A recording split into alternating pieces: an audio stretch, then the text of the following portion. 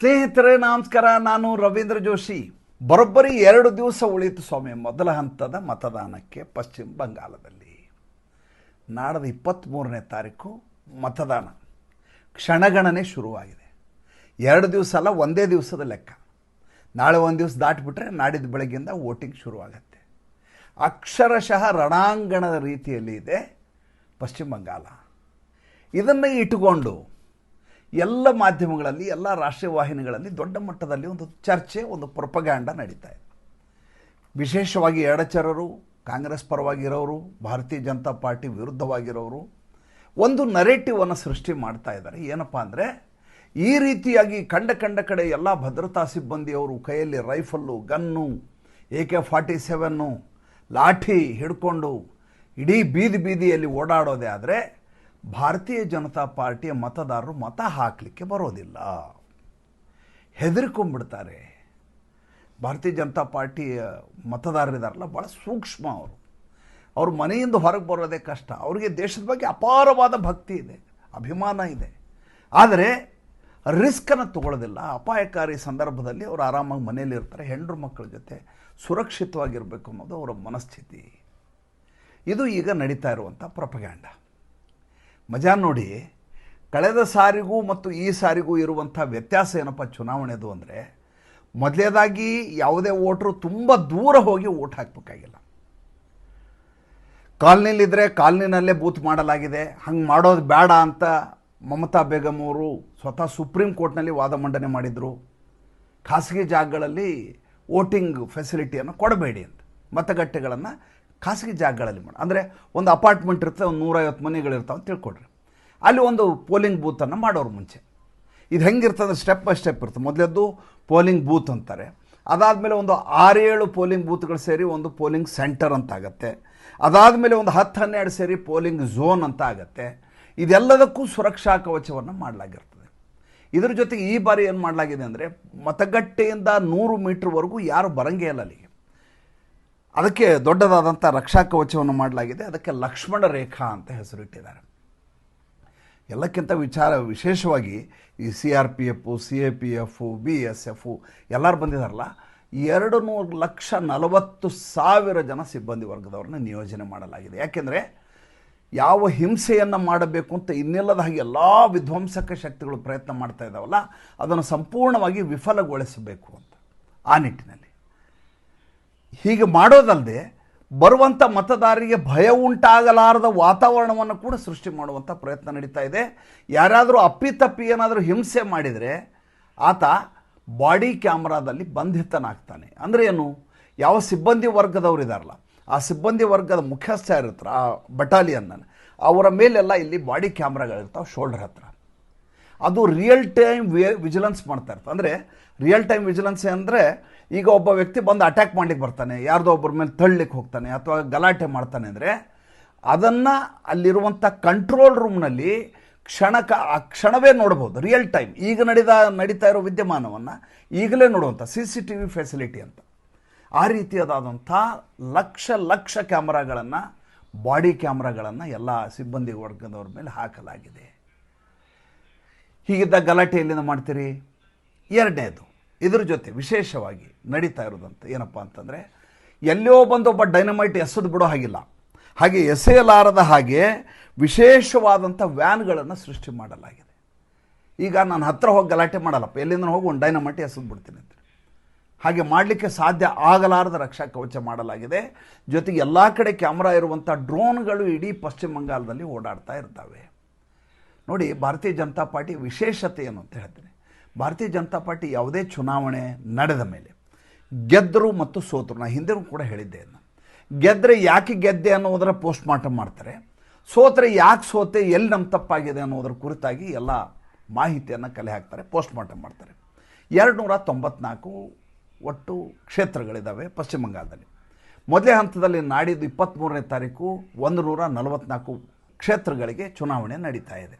ಈ ಚುನಾವಣೆ ನಡೀತಾ ಇದೆ ಒಟ್ಟು 294. ಭಾರತೀಯ ಜನತಾ ಪಾರ್ಟಿ ಲೆಕ್ಕಾಚಾರ ಹೇಗೆ ಅಂದರೆ, ಕಳೆದ ಬಾರಿ 112 ಕ್ಷೇತ್ರಗಳಲ್ಲಿ ಭಾರತೀಯ ಜನತಾ ಪಾರ್ಟಿ ಕೆಟ್ಟದಾಗಿ ಪರಾಭವಗೊಂಡಿದೆ. 112 ಗೆಲ್ಲಲಿಕ್ಕೆ ಸಾಧ್ಯ ಇಲ್ಲ ಅಂತ ನಿಶ್ಚಿತವಾಗಿ ಪಟ್ಟಿಯನ್ನು ಮಾಡಿದಂಥ ಪ್ರದೇಶಗಳು. ಆ 112 ಮೇಲೆ ಅದರ ಕಣ್ಣಿಲ್ವೇ ಇಲ್ಲ.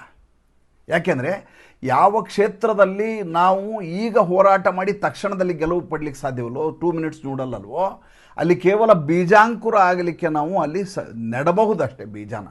ಫಲ ಪಡಲಿಕ್ಕೆ ಇನ್ನೂ ಟೈಮ್ ಬೇಕು ಅದಕ್ಕೆ. ಅದು 2031 ಆಗ್ಬೋದು, 2036 ಆಗ್ಬೋದು, ಯಾವಾಗಾಗತ್ತೋ ಗೊತ್ತಿಲ್ಲ. ಅಲ್ಲಿವರೆಗೂ ಕಾಯಬೇಕಾಗತ್ತೆ. ಆದ್ದರಿಂದ ಆ 112 ಬಗ್ಗೆ ಜಾಸ್ತಿ ತಲೆ ಕೆಡಿಸ್ಕೋಬಾರ್ದು.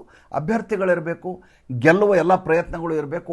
ಆದರೆ 182 ಕ್ಷೇತ್ರಗಳಿದ್ದಾವಲ್ಲ, ಅಲ್ಲಿ ನಾವು ಗೆಲ್ಲಲೇಬೇಕು ಎನ್ನುವಂಥ ಕ್ಷೇತ್ರಗಳನ್ನು ಆಯ್ಕೆ ಮಾಡಿ ಅಲ್ಲಿ ಅಭ್ಯರ್ಥಿಗಳನ್ನು ಹಾಕಲಾಗಿದೆ. ಈ ಮಮತಾ ಬೇಗಂ ಅವರ ಸ್ಟೇಟ್ಮೆಂಟ್ಗಳನ್ನು ನೀವು ನೋಡಬೇಕು. ಅವ್ರದ್ದೊಂದು ಘೋಷವಾಕ್ಯ ಇದೆ ಮೊದಲಿಂದ, ಮಾ ಮಾಟಿ ಮಾನುಸ್ ಅಂತೇಳಿ. ಮಾ ಅಂದರೆ ಭೂಮಿ, ಮಾ ತಾಯಿ, ಮಾಟಿ ಭೂಮಿ, ಮನುಷ್ಯ ಮನುಷ್ಯ. ಇವು ಅದಕ್ಕೋಸ್ಕರ ಆಕೆ ತನ್ನ ಹೋರಾಟ ಅಂತ ಯಾವಾಗಲೂ ಹೇಳ್ತಾ ಇದ್ದದ್ದು, ಮಾ ಮಾಟಿ ಮಾನುಷ್ ಅಂತೇಳಿ. ಈ ಬಾರಿ ಚೇಂಜ್ ಮಾಡಿದ್ದಾರೆ ಅದನ್ನ. ಈಗ ಏನು ಮಾಡಿದ್ದಾರೆ, ಈಗ ಮಛಲಿ ಮಟನ್ ಅಂಥೇಳಿ ಶುರು ಮಾಡಿದ್ದಾರೆ. ಆಪ್ಕು ಮಛಲಿ ಖಾನೆ ನೈ ದೇಂಗೆ. ಮಛಲಿ ಅಂದರೆ ಮೀನು, ಮಾಂಸ, ಮಛಲಿ, ಮಟನ್ ಇದ್ಯಾವುದು ನಿಮ್ಗೆ ತಿನ್ಲಿಕ್ಕೆ ಬಿಡೋದಿಲ್ಲ ಭಾರತೀಯ ಜನತಾ ಪಾರ್ಟಿ ಬಂದರೆ ಅಂತ. ಪಶ್ಚಿಮ ಬಂಗಾಳದ ಮೂಲ ಆಹಾರ ಪದ್ಧತಿಯ ಮೀನು. ಯಾವುದೇ ಕರಾವಳಿ ಪ್ರದೇಶದಲ್ಲಿ ಸುಲಭವಾಗಿ ಲಭ್ಯವಾಗುವಂಥ ಯಾವ ವಸ್ತು ಇದೆ ಅದನ್ನು ಆಹಾರ ಕ್ರಮವಾಗಿ ಬಳಸ್ಕೊಳ್ಳೋದು ನಮ್ಮ ಪರಂಪರೆ. ಅದು ಯಾವುದೇ ಕರಾವಳಿಗೆ ಹೋಗಲಿ. ಅದಕ್ಕೆ ಸಮುದ್ರ ಸೌತೆಕಾಯಿ ಅಂತ ಭಾಳಷ್ಟು ಕಡೆ ನಮ್ಮ ಕಡೆ ಹೇಳ್ತಾರೆ. ಅದು ವಂಗ ದೇಶದಿಂದ ಬಂದಂಥ ಪದ್ಧತಿ. ಕೆಲವೊಬ್ಬರು ಅದನ್ನು ಆಹಾರವಾಗಿ ಸ್ವೀಕಾರ. ಅದ್ರ ಬಗ್ಗೆ ನಮ್ದು ಯಾವುದೇ ದೂರುಗಳಾಗಲಿ, ಅದ್ರ ಬಗ್ಗೆ ನಮ್ಮದು ಯಾವುದೇ ಅಂತ ಏನು ಹೇಳ್ತಾರೆ ನೀವು, ಅಸ್ಪೃಶ್ಯತೆ ಆಗಲಿ ಇಲ್ಲ. ಅದು ಆಹಾರ ಪದ್ಧತಿ, ಅದನ್ನೇ ತಿನ್ಲಿಕ್ಕೆ ಬಿಡೋದಿಲ್ಲ ಅಂತ. ಅದಕ್ಕೆ ಭಾರತೀಯ ಜನತಾ ಪಾರ್ಟಿಯವರು ಮೀನು ಹಿಡ್ಕೊಂಡು ಎಲ್ಲ ಕಡೆ ಕ್ಯಾಂಪೇನ್ ಮಾಡಲಿಕ್ಕೆ ಶುರು ಮಾಡಿದರು. ಅಂದರೆ ಮುಸಲ್ಮಾನರನ್ನು ಹೆದರಿಸಲಿಕ್ಕಾಗಿ, ಹಿಂದೂಗಳು ಬಿಟ್ಬಿಡಿ, ಹಿಂದೂಗಳ ಬಗ್ಗೆ ಅವಳು ತಲೆ ಕೆಡ್ಸ್ಕೊತಾ ಇಲ್ಲ. ಮೊದಲು ಹಿಂದೂಗಳನ್ನು ಹೆದರಿಸ್ಲಿಕ್ಕೆ ನೋಡಿದರು. ಒಂದು ವೇಳೆ ನೀವೇನಾದರೂ ನಂಗೆ ಓಟ್ ಹಾಕಲಿಲ್ಲ ಅಂದರೆ ಕೆಲವೇ ಕ್ಷಣಗಳಲ್ಲಿ ನೀವು ಇರೋದೇ ಇಲ್ಲ ಪಶ್ಚಿಮ ಬಂಗಾಳದಲ್ಲಿ ಅಂತ ಹಿಂದೂಗಳಿಗೆ ಹೆದರಿಸಿ ನೋಡಿದರು ಮಮತಾ ಬೇಗಂ ಅವರು. ಹಿಂದೂಗಳ್ಯಾರು ಹೆದರ್ಕೊಳ್ಳಿಲ್ಲ ಅಂತ ಗೊತ್ತಾಗಿದ್ದು ಹೆಂಗೆ, ಯಾವ ಸುವೇಂದು ಅಧಿಕಾರಿ ಭವಾನಿಪುರ್ ಯಾವ ಮನೆ ಇದೆಯಲ್ಲ ಮಮತಾ ಬೇಗಂ ಅವರ ಮನೆ, ಆ ಪ್ರದೇಶದಿಂದ ತಮ್ಮ ಶೋಭಾಯಾತ್ರೆಯನ್ನು ಹೊಡಿಸ್ತಾರೆ, ನಾಮಕರಣಕ್ಕೆ ಹೊಡ್ತಾರೆ, ಜೊತೆಗೆ ಅಮಿತ್ ಶಾ ಇರ್ತಾರೆ, 100 ಜನ ಮಹಿಳೆಯರು ಜೊತೆಗೆ ಈ ಶೋಭಾಯಾತ್ರೆ ನಾಮಪತ್ರ ಸಲ್ಲಿಕೆ ಮೆರವಣಿಗೆಯಲ್ಲಿ ಪಾಲ್ಗೊಳ್ತಾರೆ. ಯಾರಿಗೂ ಭಯ ಇರೋದಿಲ್ಲ.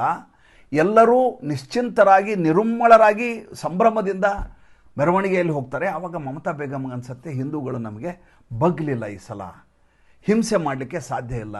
2,40,000 ಜನ ಸಿಬ್ಬಂದಿಗಳನ್ನೇ ನಿಯೋಜನೆ ಮಾಡಿದ ಮೇಲೆ ಹೊಡೆದಾಟ ಮಾಡಿ ಹೆದರಿಸಿ ಮನೆ ಒಳಗೆ ಕೂಡಿಸಿ ಮತದಾನಕ್ಕೆ ಬರಲಾರ್ದಾಗ ಮಾಡಿ ಹಿಂದೂಗಳನ್ನ ಮನೆಯಲ್ಲಿ ಕೂಡಿಸಿ ಮುಸಲ್ಮಾನರಿಂದ ರಿಗ್ಗಿಂಗ್ ಮಾಡಿ ಗೆಲ್ಲಿಸುವಂಥದ್ದು ಸಾಧ್ಯವೇ ಇಲ್ಲ, ಜಾಮಿಂಗ್ ಮಾಡಲಿಕ್ಕೆ ಸಾಧ್ಯ ಇಲ್ಲ ಅಂತ ಗೊತ್ತಾಗೋಯ್ತು. ಅವಾಗ ಏನು ಮಾಡಿದರು, ಈ ಮಛಲಿ ಮಾಂಸ ಅನ್ನೋದು ಹಿಡ್ಕೊಂಡು, ಮಟನ್ ಮಛಲಿ ಅಂತೇಳಿ ಅದನ್ನು ಭಾರತೀಯ ಜನತಾ ಪಾರ್ಟಿ ಅದನ್ನು ಹೊಡೆದು ಹಾಕ್ತು. ಮಜಾ ನೋಡಿ, ಈ ಡಫ್ಲಿ ಬಾರಿಸೋರು, ಡೊಳ್ಳು ಬಾರಿಸೋರು ಎಲ್ಲ ಓಡಾಡಿದ್ರಲ್ಲ, ಅವ್ರಿಗೇನು ಅಮಿತ್ ಶಾ ಥರ ಅಥವಾ ಸುವೇಂದು ಅಧಿಕಾರಿ ಥರ ಜಡ್ ಸೆಕ್ಯೂರಿಟಿ ಇರೋದಿಲ್ಲ.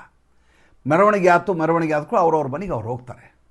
ಹೋದ್ಮೇಲೆ ನಮ್ಮ ರಕ್ಷಣೆ ಹೇಗೆ ಅಂತ ಅವ್ರು ಯಾರು ಯೋಚನೆ ಮಾಡಲಿಲ್ಲ. ಇಷ್ಟು ವರ್ಷ ಏನು ನಡೀತಾ ಇತ್ತು ಅಂದರೆ, ನಮ್ಮ ಮೇಲೆ TMC ಅವ್ರು ಕಣ್ಣಿಡ್ತಾರೆ ಗೂಂಡಾಗಳು, ನಾವೇನೋ ಮೆರವಣಿಗೆಗೆ ಹೋಗಿ ಬಂದುಬಿಡ್ತೀವಿ, ನಾವು ಭಾರತೀಯ ಜನತಾ ಪಾರ್ಟಿ ಜೊತೆ ಗುರುತಿಸ್ಕೊಂಡಿದ್ದೀವಿ, ಅದಕ್ಕೆ ನಮ್ಮನ್ನು ಅಟ್ಟಾಡಿಸ್ಕೊಂಡು ಹೋಗಿ ಚುನಾವಣೆ ಆದಮೇಲೆ ಅಟ್ಟಿಸ್ಕೊಂಡು ಹೊಡಿತಾರೆ, ನಾವು ಜಾರ್ಖಂಡ್ಗೆ, ಬಿಹಾರ್ಗೆ, ಆಸ್ಸಾಂಗೆ ವಲಸೆ ಹೋಗಬೇಕಾಗತ್ತೆ ಅನ್ನುವಂಥ ಭಯ ಕಾಡ್ತಾ ಇತ್ತು ಎಲ್ಲರಿಗೆ. ಮೊಟ್ಟ ಮೊದಲ ಬಾರಿಗೆ ಈ ಬಾರಿ ಅಲ್ಲಿಯ ಮತದಾರರು ಬಹಿರಂಗವಾಗಿ ಹೊರಗಡೆ ಪಾಲ್ಗೊಳ್ತಾ ಇದ್ದಾರೆ. ಯಾವುದೂ ಕೂಡ ಗೌಪ್ಯವಾಗಿ ಉಳಿದಿಲ್ಲ. ಒಂದಿದೆ, ಏನಂದರೆ ಒಂದು ಹುಡುಗ ಒಂದು ಹುಡುಗಿ ಲವ್ ಮಾಡ್ತಾರೆ ಅಂತ ತಿಳ್ಕೊಡ್ರಿ. ಅವ್ರು ಪ್ರೆಸ್ ಮೀಟ್ ಮಾಡಿ ಹೇಳಲ್ಲ, ನಾ ಹುಡುಗಿನ ಲವ್ ಮಾಡ್ತಾ ಇದ್ದೀನಿ, ಮದುವೆ ಆಗ್ತೀನಿ ಹೇಳಲ್ಲ. ಅವರಿಬ್ಬರ ನಡೆ ಇರುತ್ತಲ್ಲ, ಅದು ಪ್ರೀತಿಯನ್ನು ತೋರಿಸುತ್ತೆ. ಮತದಾರ ಮತ್ತು ಪಾರ್ಟಿಯ ಮಧ್ಯೆ ಇರುವಂಥ ಸಂಬಂಧ ಕೂಡ ಹಾಗೆ.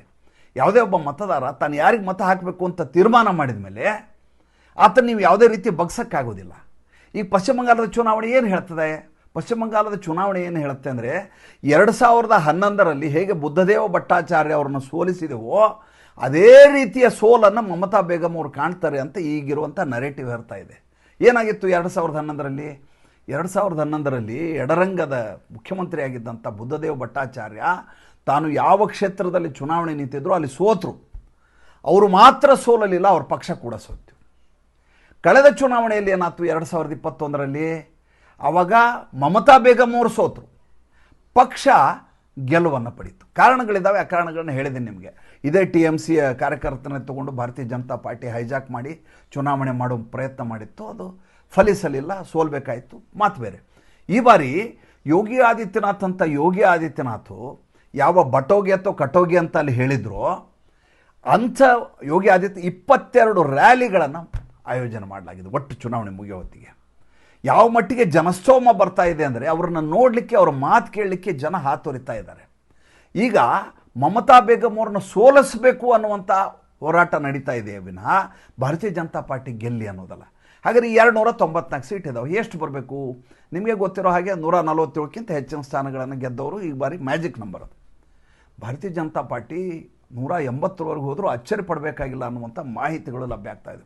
ಯಾವ ಆನಂದ್ ಬಾಜಾರ್ ಪತ್ರಿಕಾ ಅಂತ ಲೆಫ್ಟಿಸ್ಟ್ ಆಲೋಚನೆ ಇತ್ತು, ABP ಅನ್ನೋದು, ಅವರು ಕೂಡ ತಮ್ಮ ವರಸೆಯನ್ನು ಬದಲಿ ಮಾಡಿದ್ದಾರೆ. ಭಾರತೀಯ ಜನತಾ ಪಾರ್ಟಿ 100 ಸೀಟು ಗೆಲ್ಲೋದಿಲ್ಲ ಅಂತ ಎಡಚರೆಲ್ಲ ಮಾತಾಡ್ತಾ ಇದ್ರು. ಈಗ ಅವರು ಧ್ವನಿ ಅಡಿಗೆ ಹೋಗಿದೆ.